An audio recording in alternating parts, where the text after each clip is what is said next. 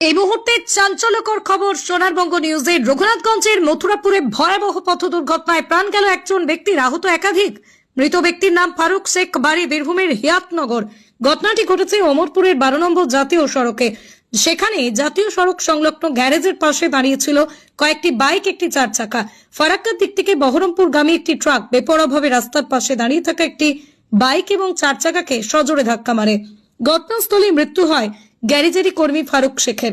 ঘটনায় তীব্র চাঞ্চল্য ছড়িয়েছে এলাকা জুড়ে। মদ্যপান করে ট্রাক ড্রাইভার গাড়ি চালাচ্ছিল বলে অনুমান স্থানীয়দের। ঠিক এই কারণেই এই ঘটনা ঘটে।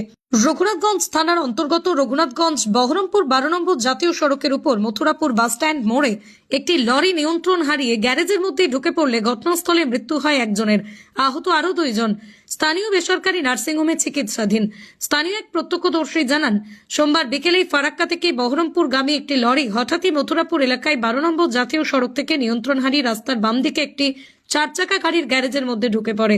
সেই সময় গ্যারেজের বাইরে গ্যারেজের একজন কর্মচারী সহ 2 জন স্থানীয় বাসিন্দা দাঁড়িয়ে থাকলে তাদের ধাক্কা মারে। ক্ষতিগ্রস্ত হয় গ্যারেজে থাকা বেশ কিছু বাইক, 4 চাকা গাড়ি। ঘটনাস্থলেই মৃত্যু হয় গ্যারেজের এক কর্মচারীর।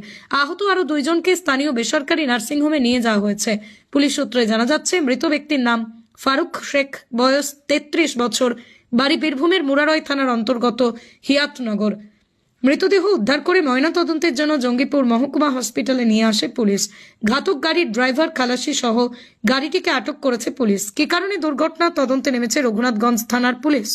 এটা মথুরাপুর, মানে আমাদের এখানে একটা গাড়ি, মানে বাইকে সব দাঁড়িয়ে ছিল, আর গাড়িটা এনে উমরপুরের দিক থেকে বহরমপুরের দিকে যাচ্ছিল।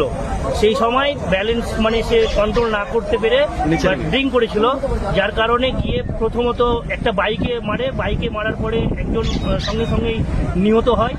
তারপরে আরো 2 জন অল্প স্বল্প আহত হয়েছে এবং 3খানা বাইক, 3টে 4 চাকা মেরে